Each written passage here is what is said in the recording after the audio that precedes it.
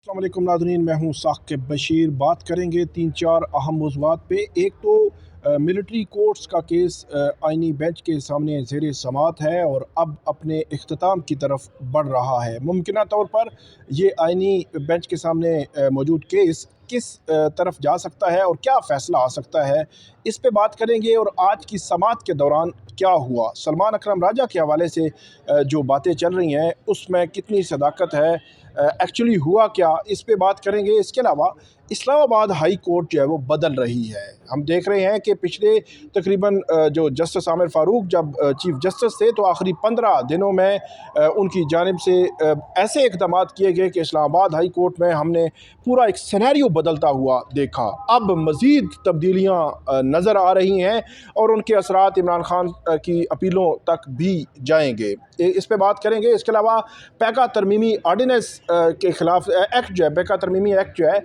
बना है, उसके ख़िलाफ़ जो दरख्वास्तें थीं वो दरख्वास्तें 2.25 माह के बाद जो है वो फ़िक्स हुई हैं। क्या दौर था वो जब जब वो इस तरह आज़ादी राय के हवाले से यहाँ पे पटिशन्स फ़ाइल होती थी। इस्लामाबाद हाई कोर्ट पूरी पाँचों हाई कोर्ट्स में एक वाहिद हाई कोर्ट समझी जाती थी कि जहाँ पे इस किस्म के सारे मामला टेकअप होते हैं और उन पे रिलीफ भी मिलते थे, लेकिन अब वो ज़माना नहीं रहा। इसके अलावा लाहौर हाई कोर्ट पिंडी बेंच में पीटीआई के जो कारकुनान थे उनकी जो दरख्वास्तें थीं, जो ज़मानत की दरख्वास्तें थीं, 26 नवंबर को ये गिरफ़्तार हुए थे, वो मामला एक अजीब व गरीब तरीके से रिमांड बैक हो गया और उनकी ज़मानतें नहीं हो सकीं। और अगरचे फ़ैसला जो है वो एटीसी का दुरुस्त नहीं था, इसके बावजूद ज़मानतें नहीं हो सकीं और वो रिमांड बैक हो गया। अब दोबारा एटीसी जो है वो उसको सुनेगी। तो इन 4 जो मुख्तलिफ मौज़ूआत हैं इस पे हम तफसील के साथ बात करते हैं। मेरे साथ मौजूद हैं सीनियर सहाफ़ी हैं, कोर्ट रिपोर्टर सुहेल रशीद साहब। सुहेल रशीद साहब, ये बताइएगा कि जो मिलिट्री कोर्ट्स वाला जो मामला है उसमें क्या हुआ आज जो है वो, आप आज की समाअत के हवाले से बताएं, फिर इसका कब तक ये इख्तिताम की तरफ जो है वो बढ़ रहा है। देखें, सबसे पहले तो आज की समाअत की अगर बात करें तो आज सरदार लतीफ़ खोसा जो एतज़ाज़ अहसन के वकील हैं उन्होंने दलाइल शुरू भी किए, मुकम्मल भी किए। और उसके बाद उज़ैर बिंडारी जो इमरान खान के वकील हैं उन्होंने अपने दलाइल का आगाज़ कर दिया है। दूसरा जो आपके सवाल है कि अंजाम की जानिब, वो अगले हफ्ते तक अब ये बात जाएगी, क्योंकि कल उज़ैर बिंडारी बात मुकम्मल करेंगे, फिर फैसल सिद्दीकी के हैं, कुछ जवाबुल जवाब हैं और बीच में जुम्मे के दिन आईनी बेंच ने बताया कि वो दस्तयाब नहीं है, हफ्ता इतवार छुट्टी है। तो नेक्स्ट वीक ये चीज़ें जाकर कंक्लूड होंगी और फिर जजमेंट रिज़र्व होगी या शॉर्ट ऑर्डर आता है जो भी। अब इसमें आज की समाअत बड़ी दिलचस्पी थी। कल जो सलमान अकरम राजा के दलाइल थे, उन दलाइल के ऊपर बड़ी खबरें बनी, बड़े व्लॉग्स हुए, बड़ी सोशल मीडिया पे चर्चा रही। वैसे सलमान अकरम राजा के हवाले से 3-4 समातों में ये चाह रहा था कि बड़े ज़बरदस्त दलाइल दे रहे हैं, तो कल कंट्रोवर्सी बन गई। कंट्रोवर्सी किस चीज़ की बनी है? कंट्रोवर्सी असल में लोगों ने अपने अपने अंदाज से उसको इंटरप्रेट किया है। जैसे कुछ लोगों ने कहा जी वो देखें जी आज तो पीटीआई के सेक्रेटरी जनरल ने मान लिया कि 63 का फैसला दुरुस्त था। कुछ लोगों ने कहा देखें जी आज वो मान बैठेंगे मखसूस नशिस्तों का फैसला गलत था। कुछ लोगों ने अपनी अपनी चीज़ें कही और फिर कुछ लोगों ने यह भी कहा जी कि शायद इनको ये नुक्ता इसलिए नहीं उठाना चाहिए था कि जैसे मुनीब अख्तर के फ़ैसले में कोई चीज़ गलत है, कोई एक पैराग्राफ या एक लाइन भी, कि उससे कोर्ट को ये राह मिल जाएगी कि आप देखें जी रिस्पोंडेंट या वो लोग जो उसको डिफेंड कर रहे हैं वो भी कह रहे हैं उस फैसले में कुछ चीज़ें तो ऐसी हैं कि एज़ इट इज़ बरकरार नहीं रखा जा सकता। ये सारी चीज़ें हुई, इसलिए आज सुबह जब समाअत का आगाज़ ही हुआ तो पहले तो उज़ैर बिंडारी का तय पाया था कि वो आगे दलाइल देंगे, लेकिन उनकी जगह लतीफ़ खोसा है, उन्होंने कहा कि मेरी बात हो गई है उनसे और मैं पहले दलाइल दूँगा। दलाइल ने कहा बिल्कुल दीजिए। इस दौरान एतज़ाज़ अहसन ने एतराज़ उठाया और उनकी जानिब से ये कहा गया और लतीफ़ खोसा ने, ज़ाहिर है उनके वकील हैं, उनकी जानिब से भी कहा गया कि कल जो सलमान अकरम राजा ने दलाइल दिए कि जस्टिस मुनीब अख्तर के फ़ैसले पे जो एतराज़ उन्होंने उठाया, वो एतज़ाज़ अहसन ने कहा कि वो मेरे भी वकील हैं सलमान अकरम राजा, तो मैंने उनको ऐसी कोई डायरेक्शंस नहीं दी थी और मैं उससे अलग करता हूँ खुद को, जो उन्होंने कल बात की। ठीक है। सलमान अकरम राजा ने इस पर यह वजाहत की कमरा अदालत में कि मैंने वो जो बात किया वो अर्ज़म जुनैद रज़ाक जो 9 मई के केस में सज़ा याफ्ता है उसका वकील होने के नाते की है और मैं उस पर बगैर कोई माजरत किए कायम हूँ। फिर जस्टिस मीनुद्दीन ने कहा कि हो सकता है हम भी आपसे मुतफिक हों आपके दलाइल से, हम भी सवालात करते रहते हैं, लेकिन उसका मकसद ये होता है कि हम मुख्तलिफ ज़ावियों से किसी बात तक पहुँचें। जस्टिस मसरत लाल ने कहा जी, सलमान अकरम राजा ने कहा कि बड़ा कुछ कल से मेरे उस पर कहा गया और यकीनन कहा गया था सुबह अखबारात देखने के बाद, इसीलिए सलमान अकरम राजा ने ट्वीट किया था। सुबह आप देखें, सुबह सवेरे ट्वीट आया था कि मैंने जो भी किया है वो आप बड़ी जाँफशानी से किया है और पूरी मेहनत लगाई है इस केस पर, लेकिन मेरी ज़ात पर हमले किए जा रहे हैं। तो आज उन्होंने अदालत में कहा मैं कोई माजरत नहीं, मैं उस पर कायम हूँ। मेरी आप अंडरस्टैंडिंग इसमें समझिए कि क्या है। मेरी ज़ाती ये है कि सलमान करम राजा ने कल आईनी बेंच को ये कहा है कि आप जिन फैसलों को बहुत सेलिब्रेट करते हैं 63 वगैरह, जिसमें यह कहा जाता है कि आइन में कोई चीज़ अपनी तरफ से नहीं लिखी जा सकती, मैं उस पर आपके साथ हूँ। अब आप भी अपने मौक़िफ़ पर कायम रहिए और 175(3) जो आइन का आर्टिकल है, जो डिफ़ाइन कर देता है, तय कर देता है कि अदालत के तसव्वुर को वाज़े कर देता है बगैर किसी शक व शुबे के कि अदालत क्या होगी, एग्जीक्यूटिव क्या होगी, ठीक है, और अदालत की हद कहाँ से शुरू कहाँ ख़त्म होगी, आप उस पर डट जाएं कि आप जी अदालत यही है और उसके बाहर कोई भी जो चीज़ है वो अदालत नहीं है। और जस्टिस मुनीब अख्तर ने अपने फ़ैसले में, जिसमें उन्होंने मजमूई तौर पर मिलिट्री कोर्ट्स में सिविलियन का ट्रायल कदम कहा, लेकिन उन कोर्ट्स के वजूद का कुछ जवाज़ बाकी रखा, आप उसको भी कहें कि ये गैर आइनी है, इसमें आइन में अपनी तरफ से चीज़ें डालने जैसी है, और आप उनका वो पैराग्राफ भी ख़त्म करें। और मज़ीद सख्त बात की है सलमान करम राजा ने। मतलब आप समझते हैं कि उन पर जो तनकीद हो रही है वो मुनासिब नहीं है, और ऐसा नहीं है कि उन्होंने कोई अपने स्टांस से कंप्रोमाइज़ उनके केस को मजबूत करे। मुझे लगा कि वो उन्होंने ज़्यादा सख्त बात की है। वो कहते हैं जस्टिस मुनीब अख्तर वाला फ़ैसला भी नर्म है, आप ज़्यादा सख्त भी दें, ज़्यादा सख्त जो है वो फैसला दें। तो कब तक ये कंक्लूड होता नज़र आ रहा है? Next week. हाँ, क्योंकि अभी एक और नुकता इसमें बड़ा हम उज़ैर बिंडारी ले आए हैं। वो ये कहते हैं जी कि आप इंट्रा कोर्ट अपील जो सुन रहे हैं, इसका पहले इख्तियार समात दायरा इख्तियार जो है वो तय कर लें कि आप कितना आगे जा सकते हैं, कितना पीछे जा सकते हैं, इंट्रा कोर्ट अपील में आपका स्कोप क्या है। उज़ैर बिंडारी ने कहा कि मेरी नज़र में आप इसको एक नज़रसानी के तौर पे ही देखेंगे, और रिव्यू में जैसे आप देखते हैं कोई वाज़े नज़र आने वाली गलती हो तो आप उसको दूर करते हैं, अदरवाइज़ आप उस केस फैसले को छेड़ते नहीं हैं। आप इसको पूरा मेरिट्स को नहीं खोलेंगे, आप इसमें गलतियाँ देखेंगे सिर्फ। इस पे जस्टिस मोहम्मद अली मज़हर ने कहा कि अगर ऐसा है तो फिर अलग कानून क्यों बनाया गया जिसके तहत इंट्रा कोर्ट अपील दी गई। रिव्यू तो पहले से भी मौजूद था, और फिर बड़ा बेंच क्यों बिठाया गया, उतना ही बेंच बिठाया जाता, वही उसको रिव्यू कर लेता, तो स्कोप को भी ज़ाहिर आप देखा जाएगा, इस पर भी आप डिबेट होगी। उज़ैर बिंडारी कल यकीनन आपने दलाइल मुकम्मल शुरू करेंगे, लेकिन आज तो उन्होंने एक आउटलाइन सामने रखी है ना, ठीक है। साथ उन्होंने ये भी वाज़े किया कि वो पूरी तरह से जो है ना जस्टिस मुनीब अख्तर के फ़ैसले के साथ है। ठीक है, हाँ। वो जस्टिस मुनीब अख्तर के फ़ैसले के साथ हैं, और आइंदा हफ्ते इसमें जो दलाइल हैं वो मुकम्मल हो जाएंगे, फिर जवाबुल जवाब, और उसके बाद ये केस कंक्लूड हो जाएगा, फ़ैसला महफूज हो जाएगा। ये देखना होगा कि इसमें शॉर्ट आर्डर आता है या तफसीली फ़ैसले के लिए फिर हमें इंतज़ार करना पड़ेगा। मिलिट्री कोर्ट्स का केस के ख़त्म होने का इंतज़ार इसलिए भी किया जा रहा है क्योंकि 26वीं आईनी तरमीम वाला मामला भी लटका हुआ है। वो 3 हफ़्ते के लिए एडजर्न हुआ था, तो 3 हफ़्ते तो आज जब हम बात कर रहे हैं इससे ज़्यादा वक्त गुजर गया है, और वो अभी तक फ़िक्स नहीं हुआ। और इतलात यही हैं कि मिलिट्री कोर्ट्स वाला केस ख़त्म होगा तो फिर जो है वो 26वीं आईनी तरमीम के ख़िलाफ़ दरख्वास्तें जो है वो सुप्रीम कोर्ट में आईनी बेंच जो है वो सुनेगा।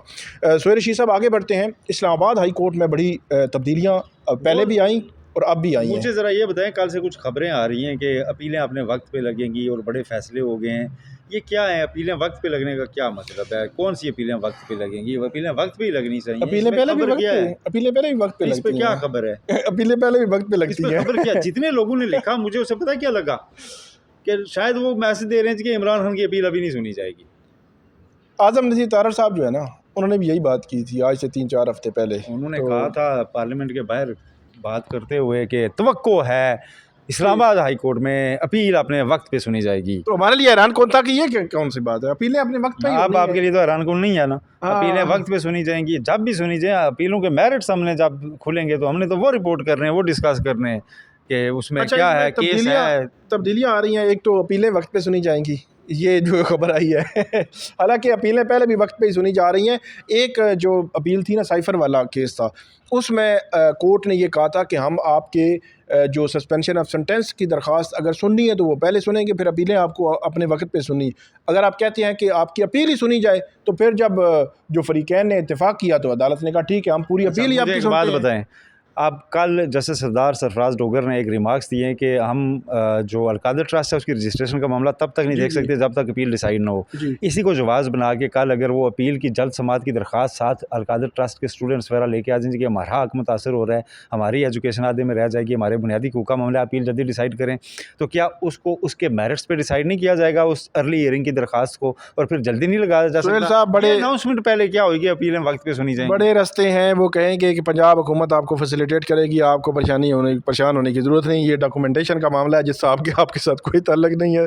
तो बड़े रास्ते हैं, वो रास्ते जो है वो निकालते जाएंगे। इमरान खान साहब की साइफर वाला जो केस था उसमें फिर ये हुआ था, बाकी उनकी तोशाखाना फौजदारी केस, तोशाखाना 1 केस, ये सारे केसेस की अपीलें जो है पेंडिंग ही पड़ी हुई हैं और वो अपने वक्त पर ही लगनी अप्रोच है। बदली ज़रूर है। जस्टिस अतर मिनल्ला के दौर में एक अप्रोच हम हाईकोर्ट में देखते थे कि सियासी केस जाहिर उससे जान छुड़ाओ, कि उससे अदालत क्रिटिसिज्म का शिकार जी होती है। जी। डेली शाम को टॉक शोज होते हैं कि इस्लामाबाद हाई कोर्ट ये कर रही है, इस्लामाबाद हाई कोर्ट में पेंडिंग है, इस्लामाबाद हाई कोर्ट ये कर, तो वो कहते थे ये केस तो निकालो ना। वो बैरिस्टर सलमान सफदर एवं तो नहीं कहते, एक केस ही भेज दें ऊपर सुप्रीम कोर्ट में। हाँ, वो यहाँ से कह रहे थे कोई केस मेरे साथ सीढ़ियाँ नहीं चढ़ रहा है ये वाली ऊपर। इस सीढ़ियों पे मतलब सुप्रीम कोर्ट में अभी कोई केस पहुंच नहीं रहा। जब जिस दिन पहुंचेगा तो आपको भी समझ आ जाएगी, हमें भी, कि सिनेरियो जो सिचुएशन जो है जाती किस तरफ है।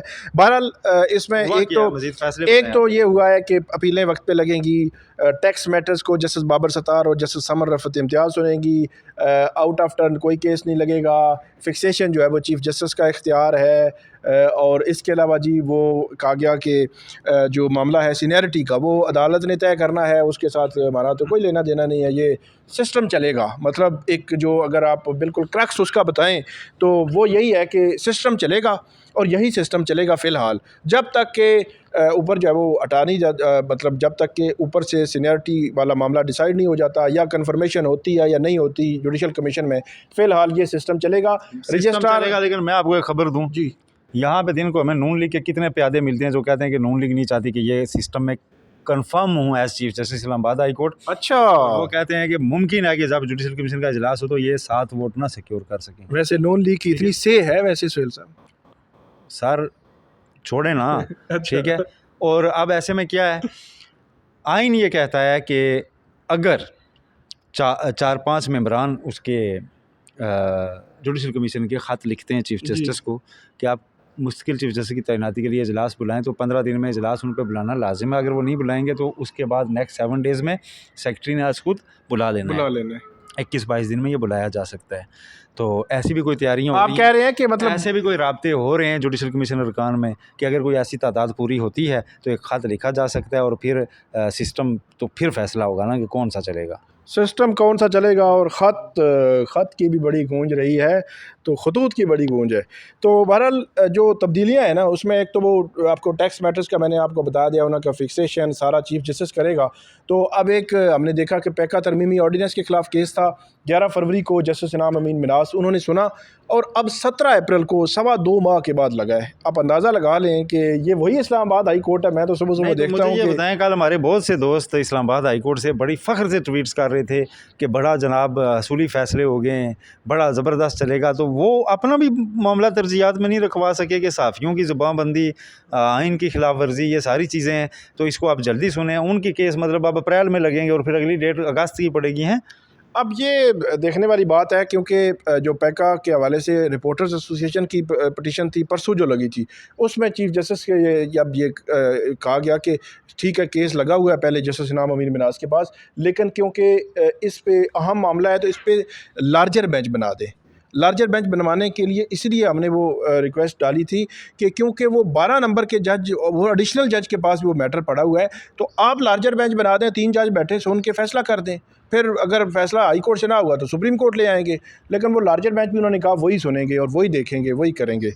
तो ऊपर कोर्ट जो प्रोसीडिंग्स हुई थी तो वो मामला भी इसी तरह ही चल रहा है। लेकिन बहुत कुछ बदल रहा है, बहुत कुछ बदल चुका है। सीनियर जजेस जो है वो कमेटीज़ से साइड लाइन आमिर फ़ारूक साहब पहले ही कर गए थे। वो अब उनका वो रोल हमें नज़र नहीं आता। अब वो रोल, उनका रोल इस हद तक ही होगा कि जो केस उनके सामने लगेंगे वो उनको सुनेंगे, फ़ैसला करेंगे और घर चले जाएंगे। पहले बहरहाल एडमिनिस्ट्रेशन कमेटी में और जो कमेटीज़ थी, जो डिपार्टमेंटल प्रमोशन कमेटीज़ थी, इंतज़ामी कमेटीज़ थी, जो डिस्ट्रिक्ट जुडिशरी की वहाँ पर थे, अब वो वहाँ पर नहीं है। इसका पैटर्न तो नीचे से ऊपर तक एक लगता है ना। यहाँ भी जितने भी नए जजेस हैं उनको कमेटीज़ में अहम अहदे दे दिए गए हैं, जो पुराने हैं उनको साइड पे कर दिया गया है। जी जी, वो नहीं है उसमें। जैसे मंसूर अली शाह, जैसे मुनीब अख्तर, जैसे अतर मिनल्ला, जस्टिस आयशा मलिक, ये सारे लोग मतलब उन मेन कमेटीज़ में नहीं हैं और नए जजेस को जिम्मेदारियाँ दी गई हैं।